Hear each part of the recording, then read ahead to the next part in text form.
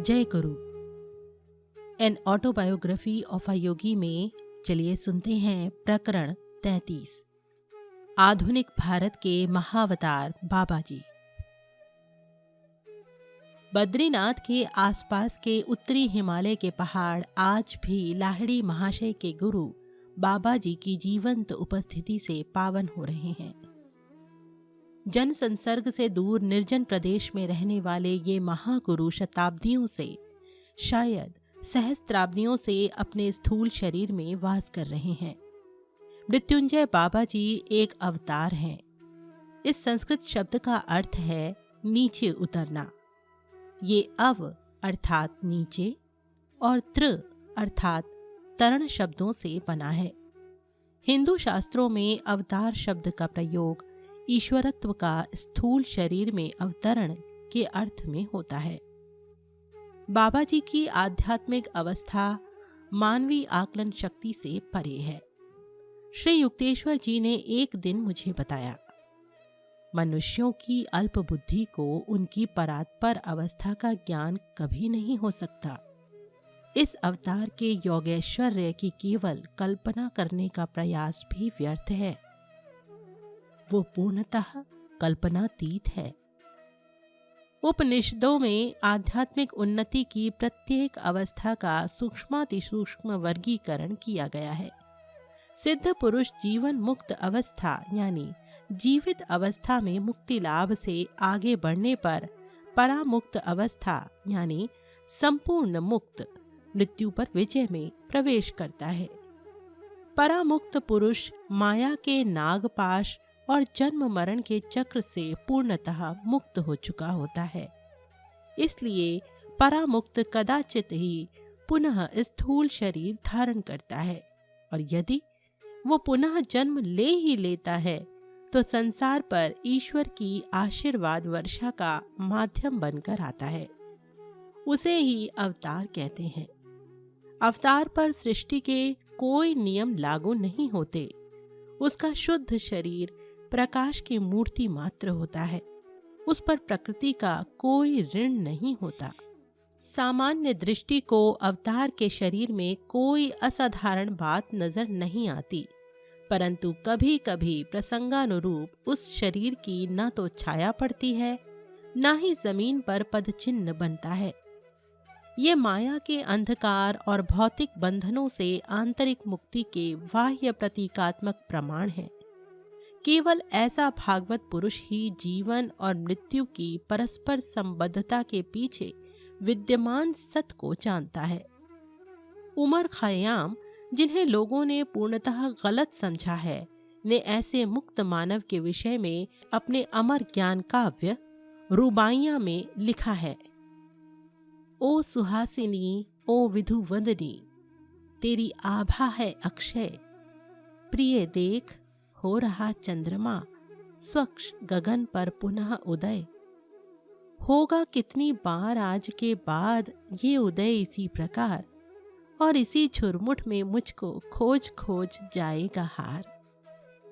अक्षय आभा युक्त सुहासिनी विधुवदनी प्रिया पराशक्ति अर्थात ईश्वर है, जो एकमात्र काल दोष रहित स्वयं तेज से भी तेजस्वी शाश्वत तारा है।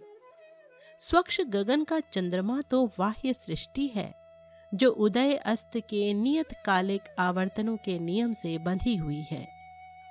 आत्म साक्षात्कार के द्वारा इस फारसी संत ने अपने आप को इस जगत में या माया अर्थात प्रकृति के झुरमुट में बार बार लौट आने की विवशता से सदा के लिए मुक्त कर लिया था, और इसी झुरमुट में मुझको खोज खोज जाएगा हार। किसी चिर मुक्त की खोज करते ब्रह्मांड के लिए कैसी घोर निराशा। ईसा मसीह ने अपने मुक्तात्मा होने का संकेत दूसरे प्रकार से दिया, और एक शास्त्री ने पास आकर उनसे कहा, हे गुरु, आप जहां भी जाएंगे मैं आपके पीछे पीछे आऊंगा। और यीशु ने उससे कहा, लोमड़ियों के रहने के लिए मांदे हैं, आकाश के पक्षियों के लिए भी घोंसले हैं, परंतु मानव पुत्र के लिए सिर टेकने के लिए भी कहीं ठौर नहीं है। सर्वव्यापकता के कारण दिग दिगांतर में व्याप्त ईसा मसीह के पीछे पीछे जाना क्या सर्वव्यापी परम तत्व में विलीन हुए बिना संभव था? प्राचीन भारत में कृष्ण, राम, बुद्ध तथा पतंजलि जैसे अवतार हुए। दक्षिण भारत के एक अवतार अगस्त्य पर विपुल काव्य साहित्य की रचना हुई है।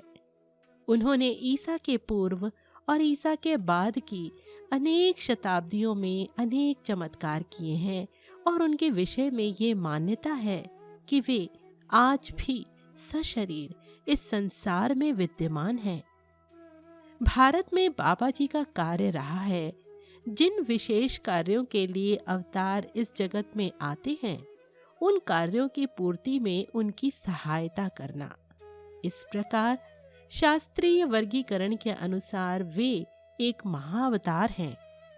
उन्होंने स्वयं बताया है कि संन्यास आश्रम के पुनर्संगठक एवं अद्वितीय तत्वज्ञानी जगत गुरु आदि शंकराचार्य तथा सुप्रसिद्ध मध्ययुगीन संत कबीर को उन्होंने योग दीक्षा दी थी। 19वीं शताब्दी के उनके मुख्य शिष्य, जैसा कि हम जानते हैं, लाहिड़ी महाशय थे, जिन्होंने लुप्त क्रिया योग विद्या का पुनरुद्धार किया।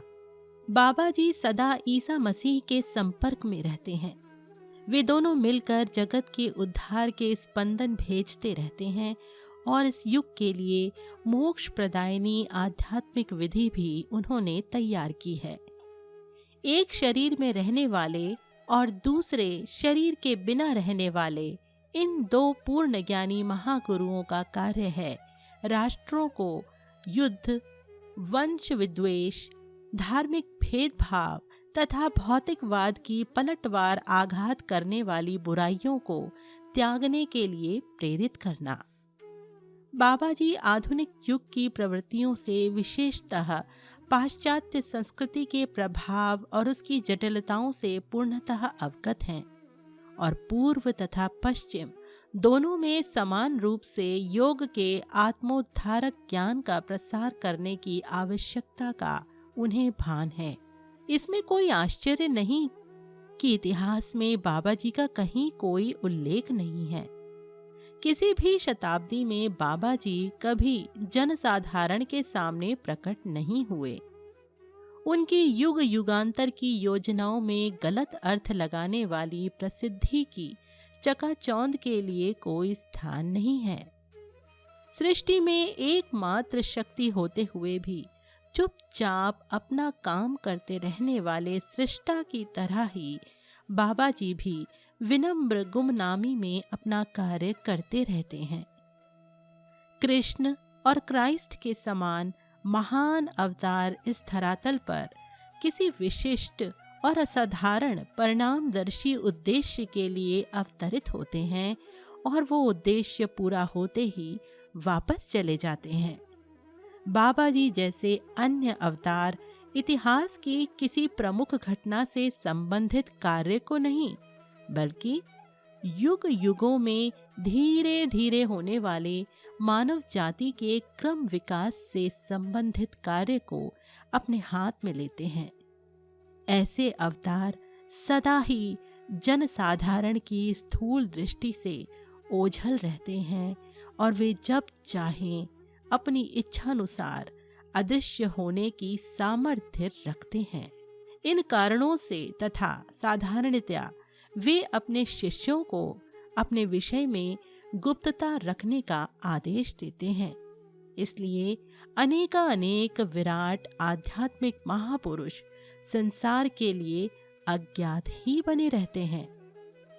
मैं इस पुस्तक में बाबा जी के जीवन की एक हल्की सी झलक मात्र दिखा रहा हूँ। केवल कुछ ऐसे तथ्यों का ही उल्लेख कर रहा हूँ जिन्हें वे सार्वजनिक करने योग्य तथा सहायक मानते हैं। बाबा जी के परिवार या जन्म स्थान के विषय में कभी किसी को कुछ पता नहीं चल पाया। इस मामले में इतिहास लेखकों को निराश ही होना पड़ेगा। साधारणतया वे हिंदी में बोलते हैं, परंतु किसी भी भाषा में आसानी से बोल लेते हैं। उन्होंने बाबा जी का सीधा साधा नाम ले लिया है। लाहिड़ी महाशय के शिष्यों ने उन्हें श्रद्धा से जो अन्य नाम दिए हैं वे हैं महामुनि बाबा जी महाराज, महायोगी तथा त्र्यंबकम बाबा या शिव बाबा। एक पूर्ण मुक्त सिद्ध पुरुष का कुल गोत्र क्या कोई महत्व रखता है? लाहिड़ी महाशय कहा करते थे, जब भी कोई श्रद्धा के साथ बाबा जी का नाम लेता है उसे तत्क्षण आध्यात्मिक आशीर्वाद प्राप्त होता है। अमर बाबा जी के शरीर पर आयु का कोई लक्षण दृष्टिगोचर नहीं होता। वे अधिक से अधिक 25 वर्ष के युवक दिखते हैं। गौर वर्ण मध्यम कद काठी के बाबा जी के सुंदर बलिष्ठ शरीर पर सहज ही दिख पड़ने योग्य तेज है। नेत्र काले, शांत और दयाद्र हैं। उनके लंबे चमकीले केश ताम्र वर्ण के हैं। कभी कभी बाबा जी का चेहरा लाहिड़ी महाशय के चेहरे से मिलता जुलता दिखाई देता है। कभी कभी तो दोनों में इतनी स्पष्ट समरूपता दिखाई देती थी कि उत्तरवर्ती आयु में लाहिड़ी महाशय को कोई भी युवा दिखते बाबा जी के पिता समझ लेता। मेरे संतवत संस्कृत शिक्षक स्वामी केवलानंद जी ने हिमालय में बाबा जी के साथ कुछ समय बिताया था। उन्होंने मुझे एक दिन बताया, अद्वितीय महागुरु अपने शिष्यों के साथ पर्वतों में एक स्थान से दूसरे स्थान भ्रमण करते रहते हैं। उनकी छोटी सी शिष्य मंडली में 2 अत्यंत उन्नत अमेरिकी शिष्य भी हैं। किसी स्थान पर कुछ समय बिताने के बाद बाबा जी कहते हैं, डेरा डंडा उठाओ। वे अपने पास एक डंडा रखते हैं। उनका ये आदेश अपनी मंडली के साथ तत्क्षण किसी दूसरे स्थान पर पहुंचने का संकेत होता है। वे हमेशा ही एक स्थान से अदृश्य होकर दूसरे स्थान पर प्रकट होने की इस पद्धति का उपयोग नहीं करते। कभी कभी वे एक शिखर से दूसरे शिखर पर पैदल भी जाते हैं। जब बाबा जी की इच्छा होती है तभी उन्हें कोई देख या पहचान पाता है। उन्होंने विभिन्न भक्तों को किंचित से परिवर्तन के साथ भिन्न भिन्न रूपों में दर्शन दिए हैं। कभी दाढ़ी मूछ के साथ तो कभी दाढ़ी मूछ के बिना। उनकी अक्षय देह के लिए किसी आहार की आवश्यकता नहीं पड़ती, इसलिए कदाचित ही कभी वे कुछ खाते हैं। हाँ, शिष्यों को जब वे दर्शन देते हैं तब लौकिक शिष्टाचार के रूप में कभी कभी फल या चावल की खीर स्वीकार कर लेते हैं। केवलानंद जी बताते गए, बाबा जी के जीवन की 2 विस्मयकारी घटनाएं मुझे ज्ञात हैं। एक रात उनके शिष्य वैदिक होम के लिए जल रही विशाल अग्नि ज्वालाओं को घेर कर बैठे थे। अचानक महागुरु ने एक जलती लकड़ी उठा ली और अग्नि के पास ही बैठे एक शिष्य के नंगे कंधे पर उससे हल्का सा प्रहार किया। ये तो क्रूरता है गुरुदेव। वहां उपस्थित लाहिड़ी महाशय ने अपना विरोध प्रकट किया। अपने गत कर्मों के फलस्वरूप तुम्हारी आंखों के सामने वो पूरा जलकर राख हो जाता तो क्या वो तुम्हें अच्छा लगता? इन शब्दों के साथ ही बाबा जी ने शिष्य के आहत कंधे पर अपना आरोग्यप्रद वरद हस्त रखा और कहा, आज रात मैंने तुम्हें पीड़ादायक मृत्यु के हाथों से मुक्त कर दिया है। अग्निदाह की किंचित सी पीड़ा अनुभव करने से तुम्हारा कर्म भोग मिट गया है। एक अन्य अवसर पर एक अपरिचित व्यक्ति के आगमन से बाबा जी की पवित्र टोली की शांति थोड़ी सी भंग हो गई। वो व्यक्ति गुरु के डेरे के निकट ही स्थित एक दुर्लंघ्य पर्वत शिखर पर विस्मयकारी निपुणता के साथ चढ़ आया था। महाराज, अवश्य आप ही महान बाबा जी हैं। उस आदमी का चेहरा अवर्णनीय श्रद्धा और आदर से दमक रहा था। इन दुर्गम पर्वतों में मैं महीनों से आपकी तलाश में भटक रहा हूँ। आपसे इतनी ही प्रार्थना है कि आप मुझे शिष्य रूप में स्वीकार करें। जब महागुरु ने उसकी ओर कोई ध्यान नहीं दिया तो उस आदमी ने पर्वत शिखर के नीचे पत्थरों से भरी गहरी खाई की ओर हाथ दिखाकर कहा, आप यदि मुझे स्वीकार नहीं करेंगे तो मैं इस पर्वत से कूद पड़ूंगा। ईश्वर तक पहुंचने के लिए यदि मैं आपका मार्गदर्शन नहीं पा सकता तो मेरे जीवित रहने का कोई अर्थ नहीं है। तो कूद पड़ो। बाबा जी ने निर्विकार रहते हुए कहा, उन्नति की तुम्हारी वर्तमान अवस्था में मैं तुम्हें स्वीकार नहीं कर सकता। उस मनुष्य ने तुरंत अपने आप को नीचे झोंक दिया। स्तब्ध हुए शिष्यों को बाबा जी ने उसके शरीर को उठा लाने का आदेश दिया। जब शिष्यों ने वो शत विक्षत शव लाकर उनके सामने रख दिया तो बाबा जी ने उस पर अपना हाथ रखा। परम आश्चर्य! उस आदमी ने आंखें खोली और सर्वशक्तिमान गुरु के चरणों में साष्टांग लौट गया। अब तुम शिष्य बनने के अधिकारी हो गए हो। पुनरुज्जीवित चेले की ओर देखकर अत्यंत स्नेह से मुस्कुराते हुए बाबा जी ने कहा, तुमने साहस के साथ इस कठिन परीक्षा में सफलता प्राप्त की है। अब मृत्यु कभी तुम्हारा स्पर्श नहीं करेगी। अब तुम हमारी अमर मंडली में शामिल हो गए हो। फिर उन्होंने सदा की तरह प्रस्थान का आदेश दिया। डेरा डंडा उठाओ। पूरा दल तत्क्षण उस पर्वत से अदृश्य हो गया। अवतारी पुरुष सर्वव्यापी ब्रह्म चैतन्य में निवास करता है। उसके लिए देश और काल का कोई अस्तित्व नहीं होता।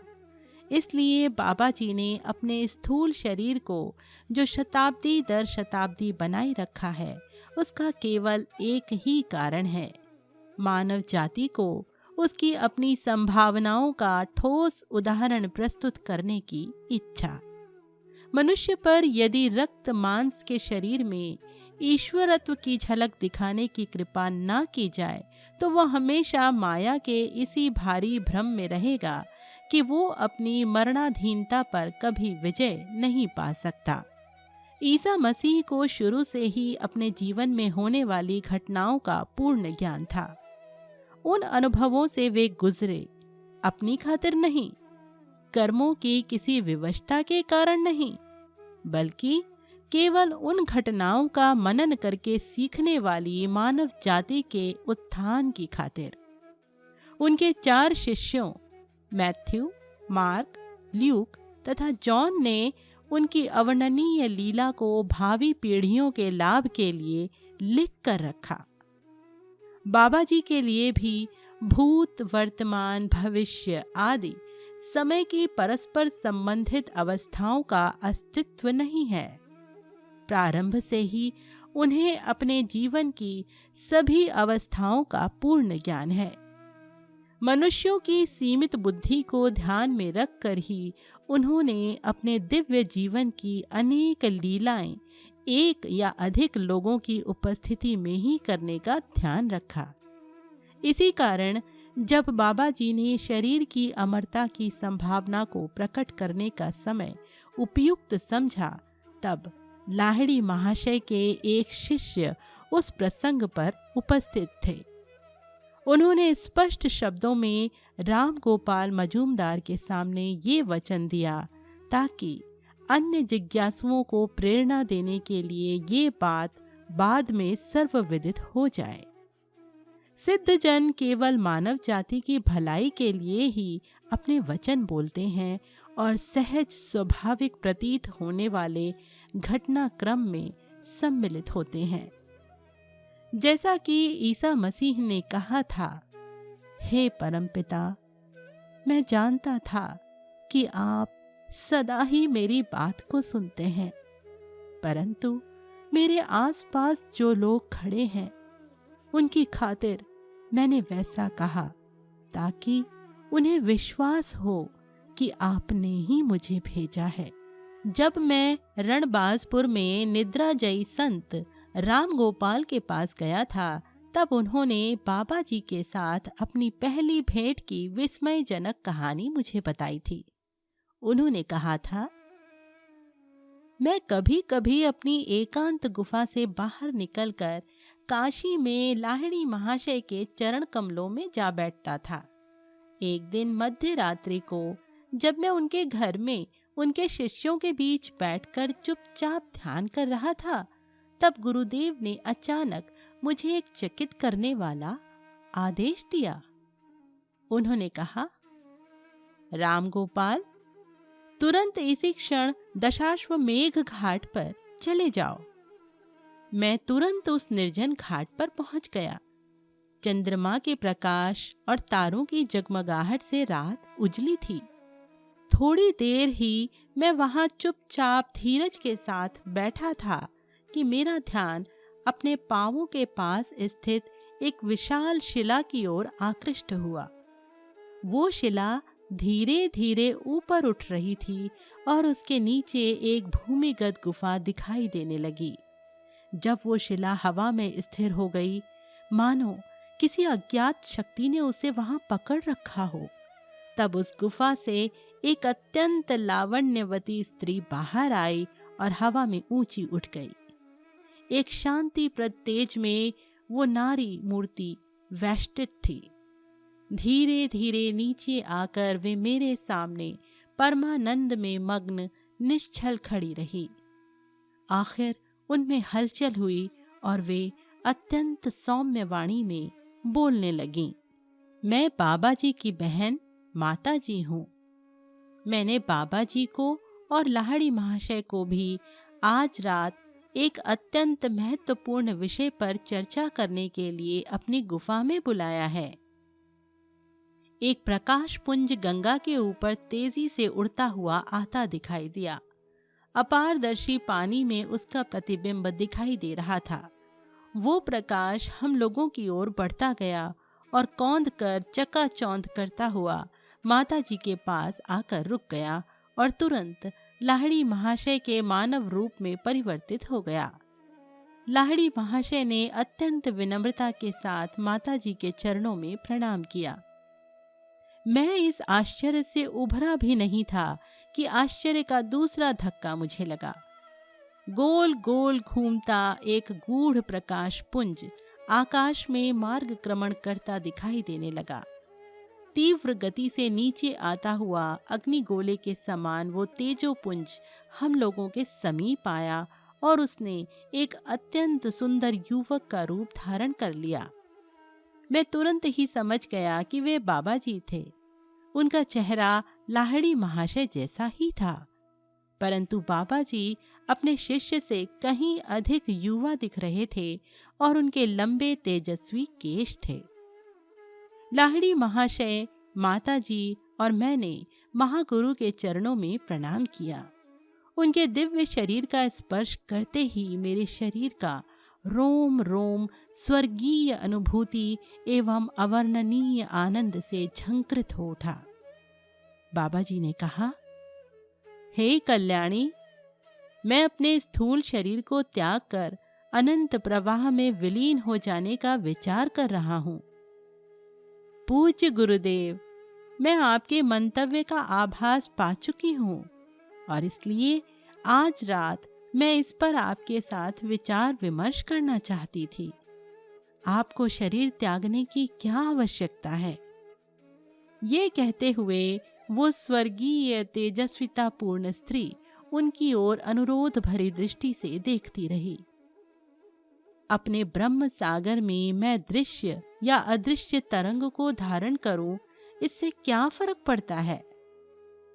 माता जी ने विलक्षण वाक्पटुता का परिचय देते हुए कहा, मृत्युंजय गुरुदेव, यदि कोई फर्क नहीं पड़ता तो कृपा करके अपने शरीर का त्याग मत कीजिए। तथास्तु, बाबा जी ने शांत स्वर में कहा, मैं अपने स्थूल शरीर का त्याग कभी नहीं करूंगा। इस पृथ्वी पर कम से कम कुछ लोगों के लिए तो ये शरीर सदैव दृश्यमान रहेगा। तुम्हारे मुख से प्रभु ने अपनी इच्छा व्यक्त की है। मैं विस्मय विभोर होकर इन दिव्य विभूतियों का संवाद सुन रहा था। मुझ पर अपनी कृपा दृष्टि डालते हुए अमर महागुरु ने कहा, डरो मत राम गोपाल, इस अमर वचन के साक्षी बनकर तुम धन्य हो गए हो। मधुर संगीत सा लगता बाबा जी का स्वर जब वातावरण में लीन हो गया तो उनका और लाहिड़ी महाशय का शरीर धीरे धीरे हवा में ऊपर उठ गया और गंगा के ऊपर से दोनों शरीर पीछे जाने लगे। दीप्तमान प्रकाश के गोलों ने उनके शरीरों को घेर लिया और वे रात के आकाश में अदृश्य हो गए। माता जी का शरीर हवा में उठकर गुफा के पास गया और अंदर उतर गया। शिला नीचे आ गई और गुफा के मुंह पर बैठ गई, जैसे किन्हीं अदृश्य हाथों ने उसे वहां रख दिया हो। असीम प्रेरणा से ओतप्रोत होकर मैं लाहिड़ी महाशय के घर वापस गया। उस समय भोर हो रही थी। जब मैंने लाहिड़ी महाशय के चरणों में प्रणाम किया तो वे मेरे मन के भाव जानते हुए मेरी ओर देखकर मुस्कुराए। उन्होंने कहा, तुम्हारे लिए मैं बहुत खुश हूँ राम गोपाल। तुमने प्रायः बाबा जी और माता जी के दर्शन की इच्छा मेरे पास व्यक्त की थी। आज अत्यंत सुंदर तरीके से तुम्हारी वो इच्छा पूरी हो गई। वहां बैठे अपने गुरु भाइयों से मुझे पता चला कि मेरे जाने के बाद लाहिड़ी महाशय अपने आसन से हिले भी नहीं थे। तुम्हारे दशाश्वमेघ घाट को चले जाने के बाद उन्होंने अमरत्व पर एक अत्यंत सुंदर प्रवचन दिया। एक शिष्य ने मुझे बताया, उस दिन पहली बार मुझे शास्त्रों के उन वचनों की सत्यता की प्रतीति हुई जिनमें कहा गया है कि आत्मदर्शी पुरुष एक ही समय विभिन्न स्थानों में 2 या उससे अधिक शरीरों में भी प्रकट हो सकता है। राम गोपाल ने अपनी बात का समापन करते हुए कहा, बाद में लाहिड़ी महाशय ने इस पृथ्वी के लिए ईश्वर की गुप्त योजना से संबंधित अनेक आदि भौतिक तत्वों को मुझे स्पष्ट कर बताया। ईश्वर ने बाबा जी को इस वर्तमान कल्प के अंत तक इस संसार में सशरीर रहने के लिए चुना है। युग पर युग आएंगे और जाएंगे, परंतु मृत्युंजय महागुरु युगों के नाटक का अवलोकन करते हुए इस विश्व रंग मंच पर उपस्थित रहेंगे। प्रकरण 33 यहीं पर संपन्न हुआ। परमहंस योगानंद जी द्वारा लिखी उनकी आत्मकथा आप सुन रहे हैं मेरे यानी संगीता के साथ। जय गुरु।